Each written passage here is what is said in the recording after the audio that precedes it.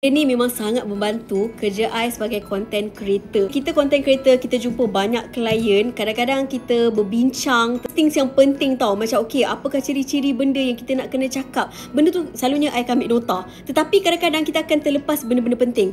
So benda ni ialah cloud note yang memang membantu bukan setakat untuk rekod apa benda yang perbincangan antara I dengan klien semua, tetapi dia siap boleh generatekan menjadi nota. Apa benda yang kami tengah bincang, semua benda-benda penting, I tak akan terlepas. Device dia nipis macam ni saja. Dia siap bagi sekali dengan magnetic casing, kita masukkan kat dalam ni and then kita letak dekat belakang phone.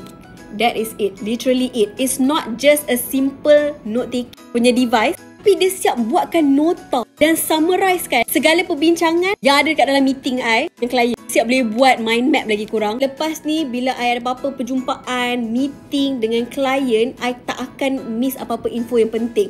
Info tu semua kemas, I boleh tengok sendiri dan I boleh dengar balik apa benda perbincangan so that I tak miss out anything lah, senang kata. Life changing. Sesuai sangat untuk orang, banyak jumpa dengan orang, banyak meeting dengan klien, dengan customer. Memang korang kena ada cloud note ni. Ni kalau kena buku dan pen ataupun iPad, tak payah. Orang ada alat ni, settle banyak benda. So, siapa yang nak try, akan linkkan ni dekat bag kat bawah tu.